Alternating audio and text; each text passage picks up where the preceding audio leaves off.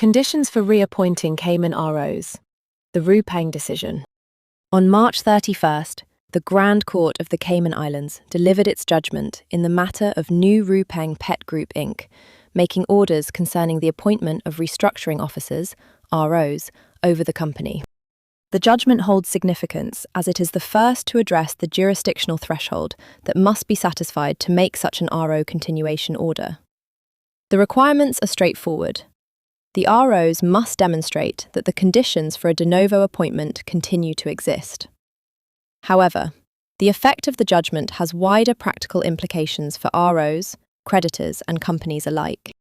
There are two statutory preconditions for the appointment of ROs, set out under Section 91B of the Cayman Companies Act 2025 revision.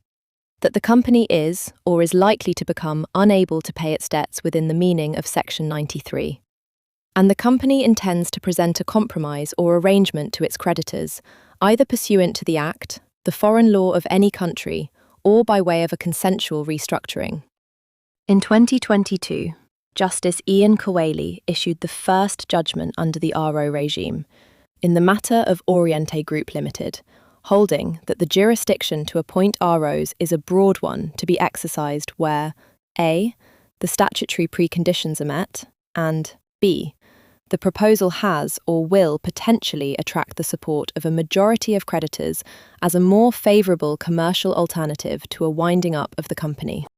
The following year, Justice David Doyle dismissed a petition for the appointment of ROs in the matter of Orbit International, and set out a detailed list of 25 matters the court should consider when determining whether to make an appointment order, building on the principles detailed in Reoriente and earlier restructuring cases that predated the RO regime.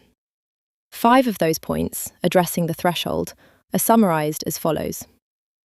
First, Doyle J. observed that the jurisdiction may only be exercised where the court is satisfied the statutory precondition of an intention to present a restructuring proposal to creditors is met by credible evidence of a rational proposal with reasonable prospects of success.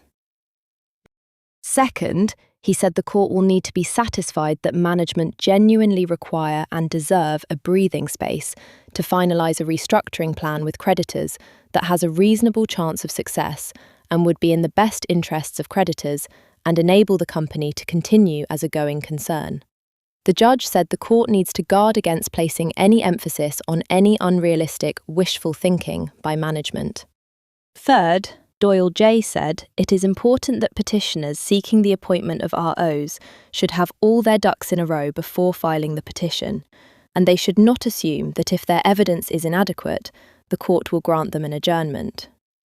Finally, the judge observed that even if the company and all creditors agree to the appointment of ROs, the court must, nevertheless, of course, be satisfied that it has jurisdiction to make the order, and that making the order would, in its discretion, be a proper exercise of such jurisdiction.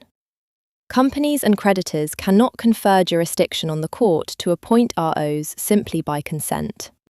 As noted, the effect of the judgment in Ruipeng is that now the ROs must show that their continued appointment is justified, and must do so by demonstrating afresh that the criteria for making an appointment order are satisfied.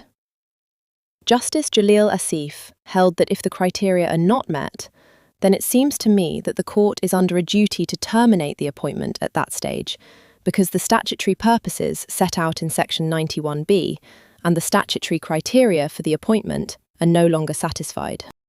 Onerous obligations? As demonstrated in Reorbit, the threshold for the appointment of ROs in the first instance is high and must be properly evidenced. By imposing these requirements on the ROs at each case management conference, they must come to court prepared. To that end, it could be argued that requiring ROs to demonstrate to the court on every occasion that their continued appointment meets the criteria creates an onerous obligation for the ROs to satisfy. In the February 2025 judgment of In the Matter of Holt Fund SPC, the court considered an application to discharge ROS. As noted by Kawali J., the costs of the restructuring itself formed part of the basis for the RO's own application for their discharge. Preparing evidence and legal argument necessary to satisfy the court of the threshold requirements for appointment is no small undertaking and adds to the ROs' existing duties. It is also worth observing that ROs are officers of the court. If a restructuring is no longer possible, it is arguable that they have a duty to apply for their own discharge, as occurred in Re Holt Fund SPC. Safeguard creditor interests and prevent potential abuse. Against the factors detailed above, it is important to consider the effect that an appointment order has on a company and its creditors, particularly in circumstances where it has already been shown that the company is or is likely to be insolvent. In this respect, the judgment in Ruipeng shows that the court is keen to ensure that stakeholders are protected. The judge actively considers creditors' views and whether a restructuring will serve stakeholders' interests as against alternatives. One of the key features of the RO regime that influences the judge's focus on creditors in Ruipeng is the statutory moratorium, which comes into force upon presentation of a petition for the appointment of ROs. The statutory stay is a powerful tool that allows companies the requisite breathing space to conduct the proposed restructuring. Once a petition for the appointment is presented, the only way for any proceeding to be commenced against the company, other than criminal proceedings, is to first obtain leave of the court under Section 91G of the Act. Kawali J. in Re Oriente Group stated that the then new company restructuring section in Part 5 of the Act might be said to turbocharge the degree of protection filing a restructuring petition affords to the petitioning company. Not only does the moratorium come into place quickly, but it remains in place while the ROs are appointed and prevents creditors from taking action against the company while restructuring is being explored. Conscious of creditor interests, the court has recognised the power of the statutory moratorium and restructuring proceedings generally, and has emphasised that they must not be allowed to be abused. In Re-Orbit, Doyle J. stated, "The court should ensure that the position is not abused by a company which is hopelessly insolvent and continues to trade. The court must consider whether A. the restructuring is likely to be more beneficial to creditors than a winding up, B. there is a real prospect of a restructuring being effected for the benefit of the general body of creditors, and C. in all the circumstances it is in the best interests of the creditors to try and achieve a restructuring.